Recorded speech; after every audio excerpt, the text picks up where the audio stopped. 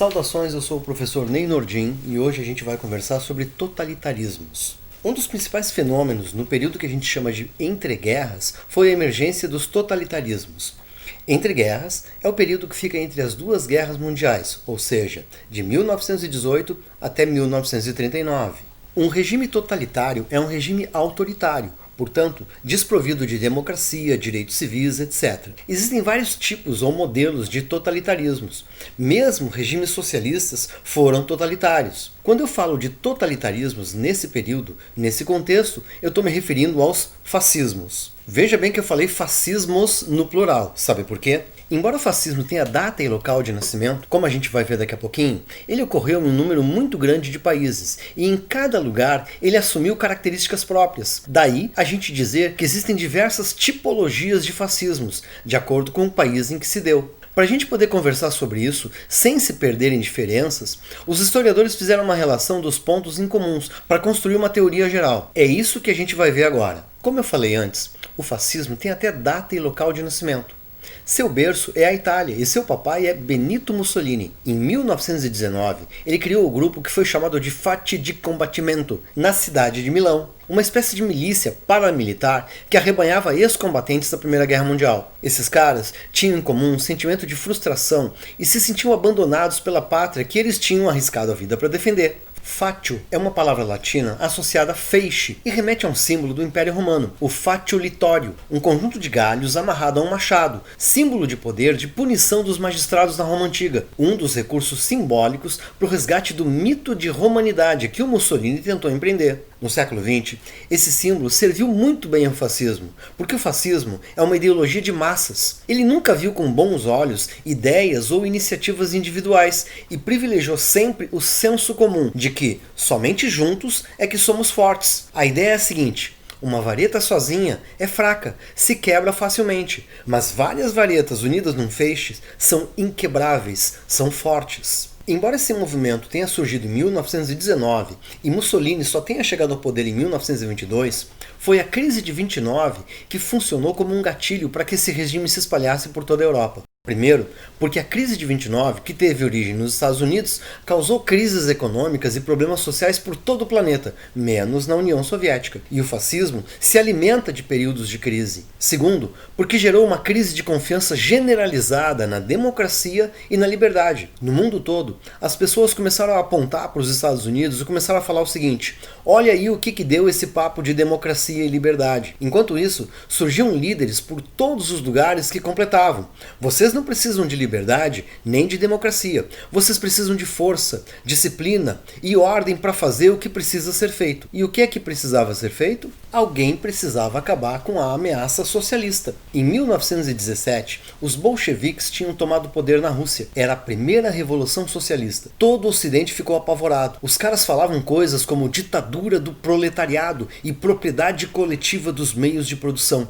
E isso assustava muito e a burguesia não estava gostando nada desse papo. Só que agora estava acontecendo uma coisa muito pior. Por toda a Europa, as eleições estavam começando a eleger deputados socialistas. Os caras estavam chegando ao poder não pela revolução, mas pelo voto popular. A classe média estava ficando assustada. Logo, pareceu muito conveniente que surgissem líderes prometendo acabar com esse perigo. Recapitulando então, 3 grandes fatores que foram responsáveis pela ascensão dos regimes fascistas na Europa foram: primeiro, desilusão com democracias após 1929, segundo, medo do avanço das esquerdas e terceiro, crença generalizada na ordem e na força. Como base social de apoio, o fascismo contou com a alta burguesia, com as classes médias e também com as classes baixas. Muitos trabalhadores também tinham medo do socialismo. Não esquecendo que eu falei que cada país teve a sua própria experiência, mesmo assim a gente pode enumerar algumas características gerais. E a primeira delas, talvez a mais marcante, é o anticomunismo. Todo mundo sabe que Hitler detestava judeus.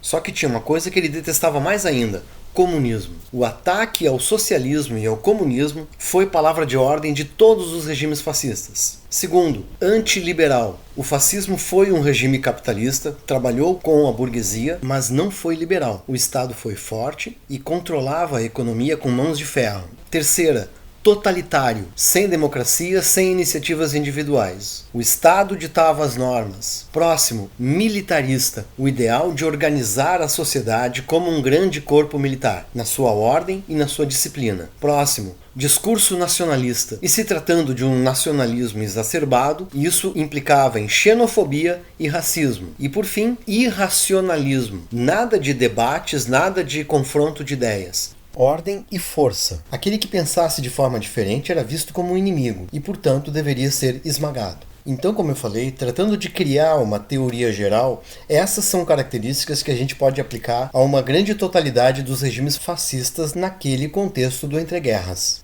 Os casos mais célebres e mais cobrados em vestibular são os casos da Itália e Alemanha, sendo que a Alemanha foi tão extremo que recebeu um nome próprio, o nazismo. Nazi era como se referiam ao Partido Nacional Socialista dos Trabalhadores Alemães, era a sigla. Mas olha os casos onde o fascismo aconteceu. Além da Itália e Alemanha, como eu já falei, Espanha, Portugal, Polônia, Romênia e Áustria, só para citar alguns.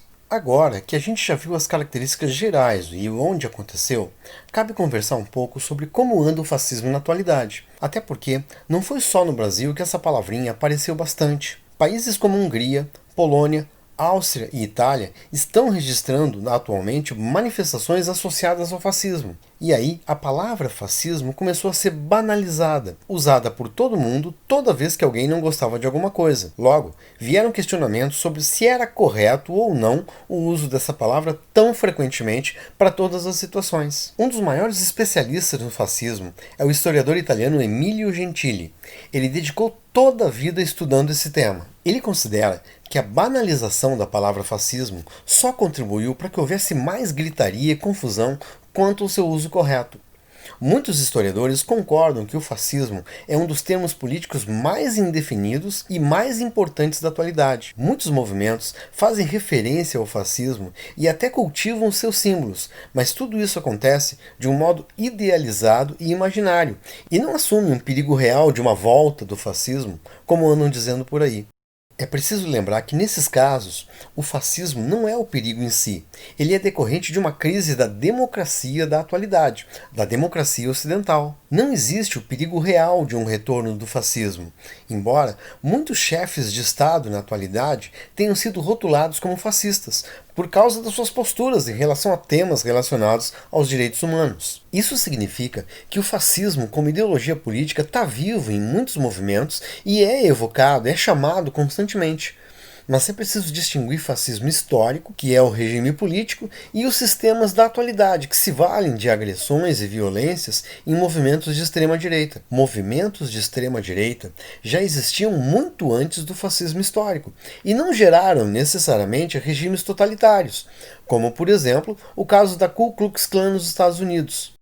Extrema-direita pode ser definida como qualquer movimento que se coloque contra os princípios universais da Revolução Francesa, de igualdade e liberdade, que pregue o domínio de uma minoria sobre as massas, isso sem descambar numa organização totalitária ou defender uma expansão imperialista. Sem um regime totalitário, sem a submissão da sociedade num sistema militarizado, não é possível falar de fascismo, segundo Gentili. Para ele, só é possível falar de fascismo quando nos referimos ao fascismo histórico do entreguerras. Outro historiador italiano, Eugenio di Rienzo, afirma que o fascismo é um regime que nasceu e morreu no século XX, e que é preciso muito cuidado com o uso dessa palavra. Um racista não é um fascista. Um regime autoritário não é necessariamente um regime fascista. Por isso, ele acha um erro atribuir o termo fascismo a líderes da atualidade, como Donald Trump, Vladimir Putin e Jair Bolsonaro, por exemplo. Jogar esses caras no mesmo caldeirão do fascismo é um perigo porque significa não compreender a diferença e o perigo que eles representam. O fascismo sempre negou a soberania popular, enquanto esses regimes de hoje, que estão mais para um nacionalismo populista, reclamam a legitimidade eleitoral. Eles se dizem representantes do povo, coisa que o fascismo nunca fez. E o grande perigo com esses caras é que a democracia se torne uma forma de repressão com o consentimento popular, que as pessoas sejam proibidas de desenvolver as suas aspirações e a sua personalidade livremente. Bom, a gente vai ficando por aqui. A gente trabalhou nessa aula o conceito de fascismo, o totalitarismo do período entre guerras, e depois fizemos uma reflexão sobre o uso correto desse conceito na atualidade. Usar corretamente um conceito implica em saber sobre ele, senão ele vira instrumento de manipulação e propaganda indevida. Um abraço e até a próxima!